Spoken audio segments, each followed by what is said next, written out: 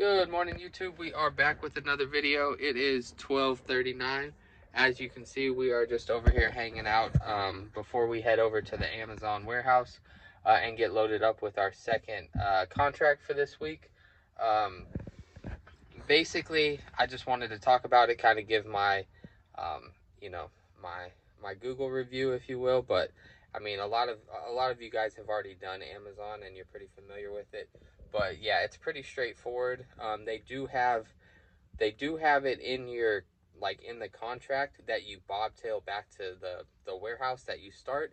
So let's say you have like 5 stops. You start at 1 o'clock, and then your last stop before you bobtail is like you finish at 6 or 7, and then it has you drive back the couple hours or whatever to finish up at 9 o'clock. That's basically how they have it done.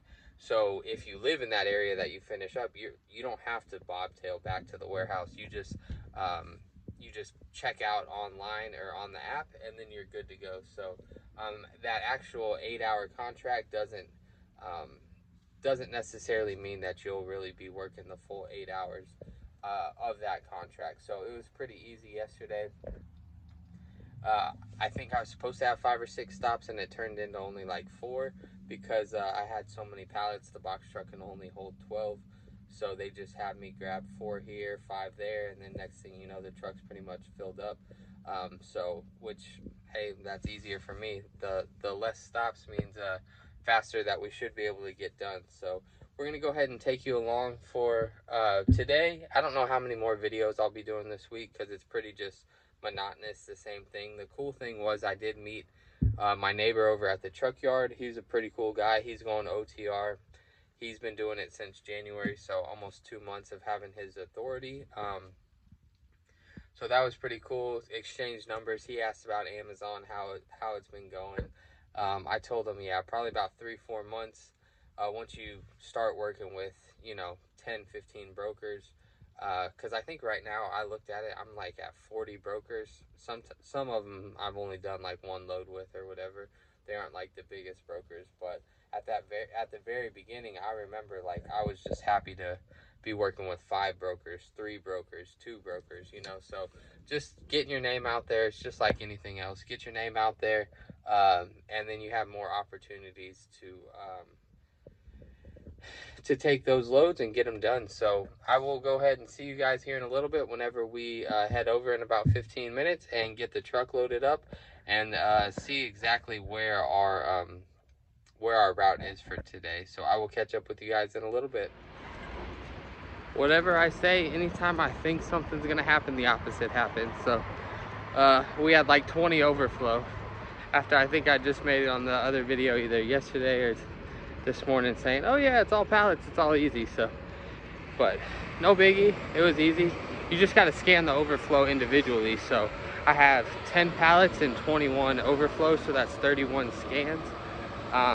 But they're pretty much big boxes and they just sit on pallets, so it's not too bad. But it is 1:42. We're just walking out of here, and our last stop before the bobtail over here is not on my route. So we only have 3 stops. One is getting 8 pallets, and then I think 7 pallets, 7, and then one's getting 2, and then one's getting 1. So pretty easy day. Like I said, just a little bit out of breath because scanning those overflows and then stacking them up. So I try and put the barcodes on the outside, so then that way when I take the pallets off, it's easier. I can just kind of walk around the pallet and just scan them real quick. So I will catch up with you guys here in a little bit. Get some nice city views of Houston, guys.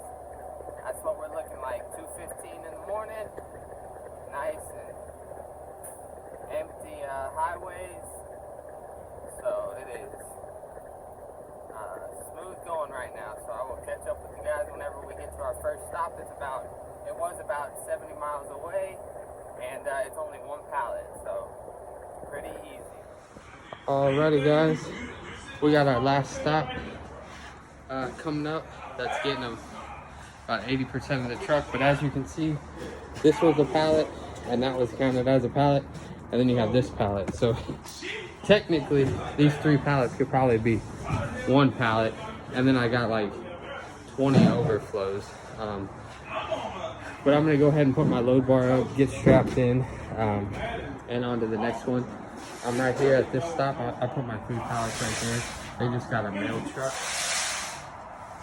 and there's a guy unloading right there. So they just told me to put them right there, and they'll get to them because they're a little bit backed up. They're pulling those in one at a time, and then they're gonna get to mine. So they didn't want to be crowded in there. So easy peasy so far. I've had to use my lift gate.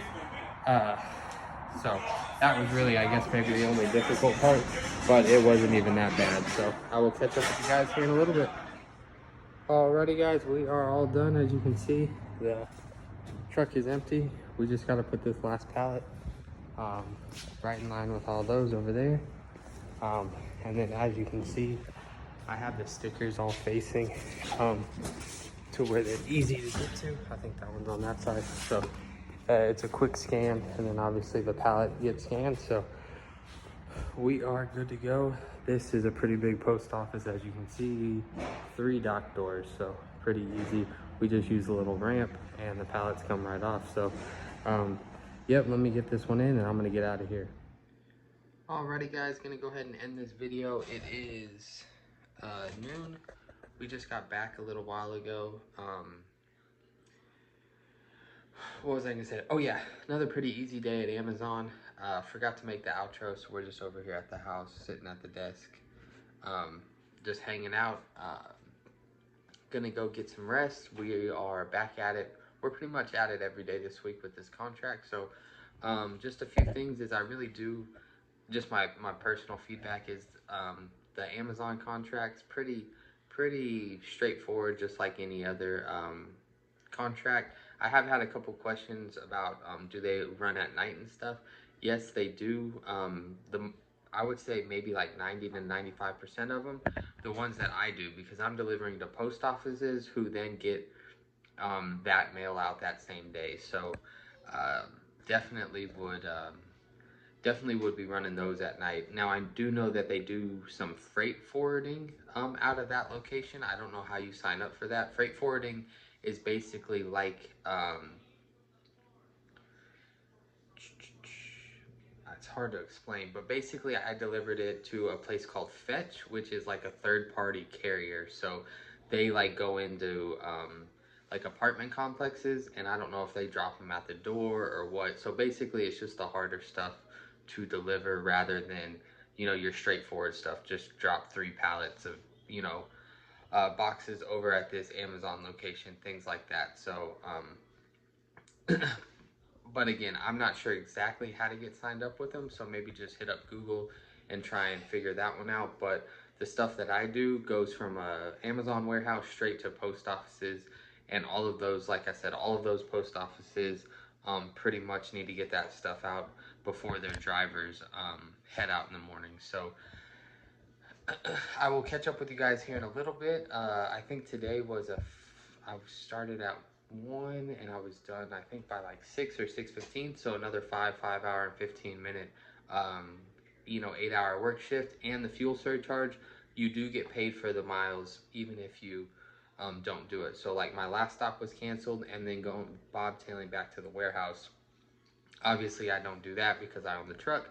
So I still get that fuel surcharge. So that is a couple extra bucks. I don't know, 10, 20, 30 bucks of fuel that I get, even though I'm basically just driving back to the house and stuff. So we will try, I'm on the load boards right now. That's what I'm doing, to try and find something for tomorrow morning. So that way I can just get my Amazon dropped and then head straight over and try and pick something else up. So I will catch up with you guys in the morning. Stay safe, happy, healthy. Peace.